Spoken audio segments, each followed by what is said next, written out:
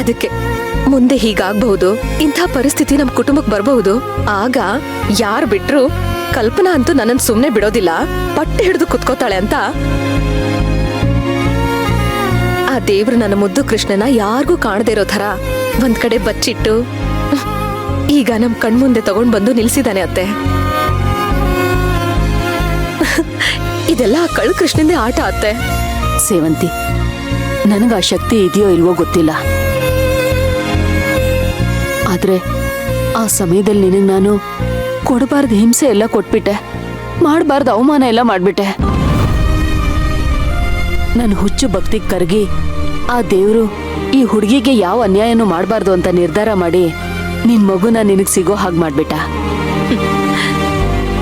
ಈಗ ನೀವು ಹೇಳ್ಬೇಕು, ನಾನ್ ಕೇಳ್ಬೇಕು.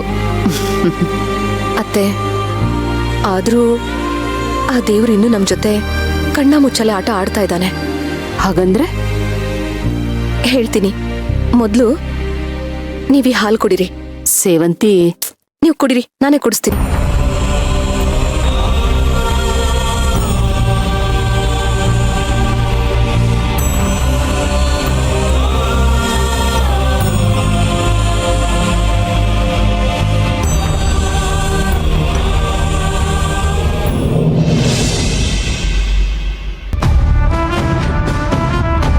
ನೀನ್ ಅನ್ಕೊಂಡ ಹಾಗೆ ಅವಳು ನಮ್ಮ ಮೀರಾ ಅಲ್ಲ,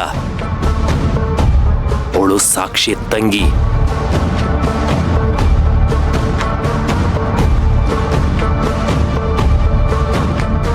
ಈ ಮನೆಗೆ ಬಂದು ಸೇರ್ಬೇಕು ಅಂತ ತುಂಬಾನೇ ಕುತಂತ್ರಗಳು ಮಾಡಿದಾಳೆ.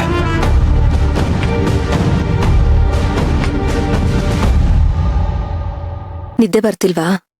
ಇಲ್ಲ, ಕಣ್ತುಂಬ ನಿದ್ದೆ ಮಾಡಿ ಎಷ್ಟು ದಿವಸ ಆಯ್ತು ನೀನು?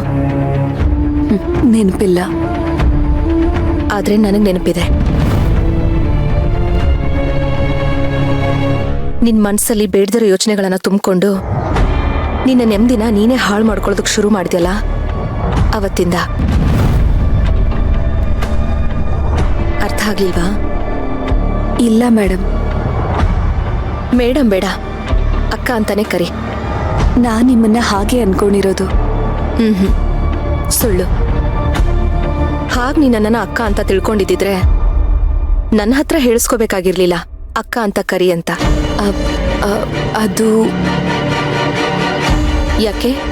ನನ್ನನ್ನ ಅಕ್ಕ ಅಂತ ಕರೆದ್ರೆ ನಿನ್ನ ಒಡ ಹುಟ್ಟಿರೋ ಅಕ್ಕನಿಗೆ ಅವಮಾನ ಮಾಡ್ದ ಹಾಗಾಗತ್ತಾ?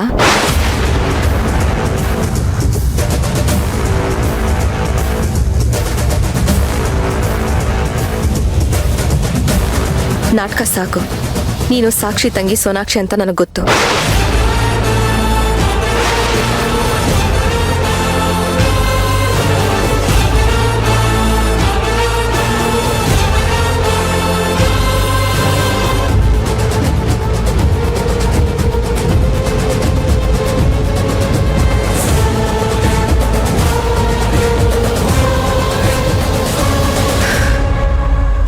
ನೀನು ನಮ್ಮೇಲೆ ಸೇಡ್ ತೀರಿಸ್ಕೊಳಕ್ ಬಂದಿದ್ಯಾ ಅನ್ನೋದು ನಮಗ್ ಗೊತ್ತು.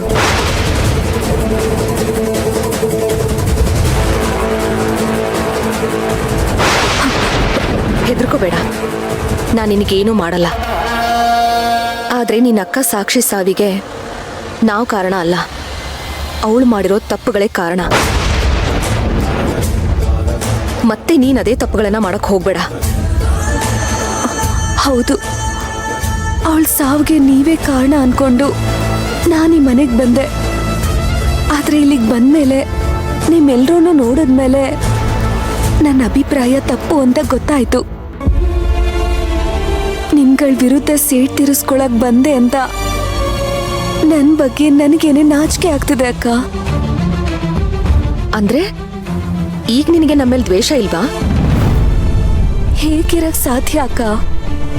ಈ ಮನೆಗ್ ಬಂದ್ಮೇಲೆ, ಈ ಮನೆ ಜನನ್ನ ನೋಡಿದ್ಮೇಲೆ ಯಾರ ಮನ್ಸಲ್ ತಾನೆ ದ್ವೇಷದ ಮನೋಭಾವ ಇರಕ್ ಸಾಧ್ಯ? ಹಾಗೊಂದ್ ವೇಳೆ ಇದ್ರೆ ನನಗ್ ಉದಾಹರಣೆ ಕೊಡಿ ನೋಡೋಣ. ನನಗನ್ಸೋ ಮಟ್ಟಿಗೆ ಈ ಮನೆ ಇತಿಹಾಸದಲ್ಲೇ ಆ ಥರದವ್ರು ಯಾರೂ ಇಲ್ಲ. ಮನ್ಸಲ್ಲಿ ಅದೆಷ್ಟೇ ದ್ವೇಷ ಅಸೂಯೆನ ಇಟ್ಕೊಂಡ್ರು ಇಲ್ಲಿ ಬರ್ತಿದ್ ಹಾಗೆ ಅವ್ರು ಬದ್ಲಾಗೋಗ್ತಾರಕ್ಕ. ಅದಕ್ಕೆ ನಾನೇ ಜೀವಂತ ಉದಾಹರಣೆ.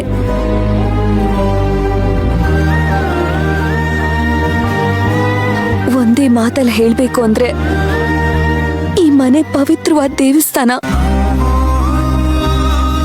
ನೀವೆಲ್ರೂ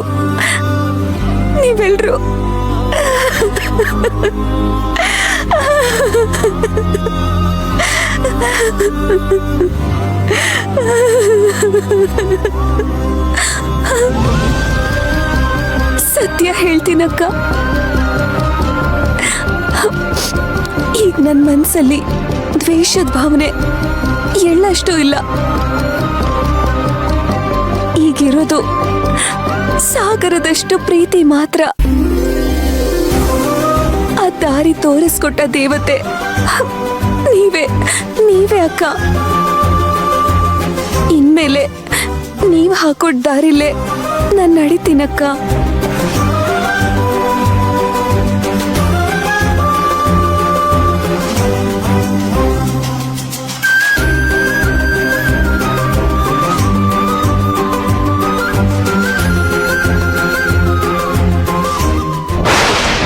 ನನ್ ಸೇಡು ಸಾಯೋದ, ನನ್ ದ್ವೇಷ ಜ್ವಾಲೆ ಆರೋದ.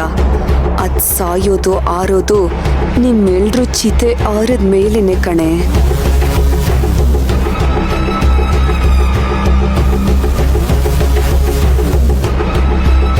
ನೀನ್ ಹೇಳಿದ್ದನ್ನೆಲ್ಲ ನಂಬೋದಕ್ಕೆ ನಾನು ಮುಂಚಿನ ಸೇವಂತಿನೂ ಅಲ್ಲ, ಕುರಿ ಅಂತೂ ಮೊದ್ಲೇ ಅಲ್ಲ.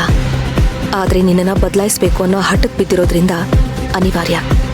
ನಂಬ್ತಾ ಇದ್ದೀನಿ, ಹಾಗೆ ನಾಟಕನೂ ಮಾಡಬೇಕಾಗಿದೆ.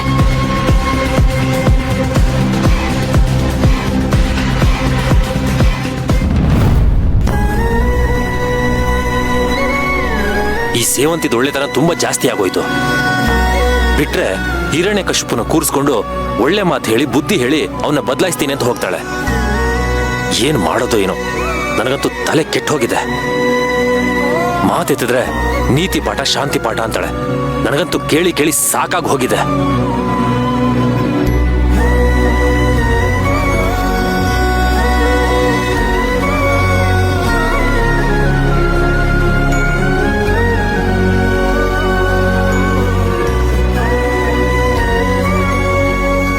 ನಮ್ ಕೃಷ್ಣನಾದ್ರೂ ಸಿಕ್ಕಿದ್ರೆ ಅವಳು ಈ ಲೋಕದ ಕಲ್ಯಾಣದ ಕೆಲಸನೆಲ್ಲ ಬಿಟ್ಟು ಮಗು ಕಡೆ ಗಮನ ಕೊಟ್ಟಿರೋಳು.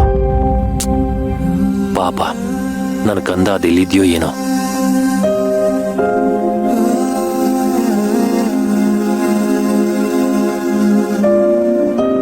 ಪೊಲೀಸ್ನವ್ರಿಗೆ ಮಗುನ ಹುಡುಕಕ್ಕೆ ಹೇಳಿದ್ದೆ.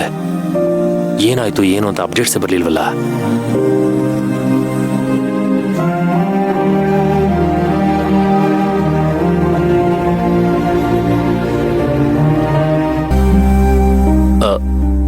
ಸರ್, ಮಗು ಬಗ್ಗೆ ಏನಾದ್ರೂ ಮಾಹಿತಿ ಸಿಗ್ತಾ? ನೋಡಿ, ಈ ಕೇಸ್ನ ಪ್ರಯಾರಿಟಿಗೆ ತಗೊಳ್ಳಿ. ಹೇಗಾದ್ರೂ ಮಾಡಿ ನಮ್ಮ ಮಗುನ ಹುಡ್ಕೊಡಿ. ಅರ್ಜುನ. Thank you. ಅರ್ಜುನ, ಏನಜ್ಜಿ? ಎಷ್ಟೋ ದಿನ ಆದ್ಮೇಲೆ ಈ ಮನೇಲಿ ಒಂದು ಸಿಹಿ ಸುದ್ದಿ ಕೇಳಿದ್ಬೇಕಣೋ. ಪಾಪ ನಮ್ ಸೇವಂತಿ ನನಗ್ ಗರ್ಭಕೋಶ ಇಲ್ಲ, ಮಕ್ಳಾಗಲ್ಲ ಅಂತ ಅದೆಷ್ಟು ಕೊರಗ್ತಾ ಇದ್ಲು.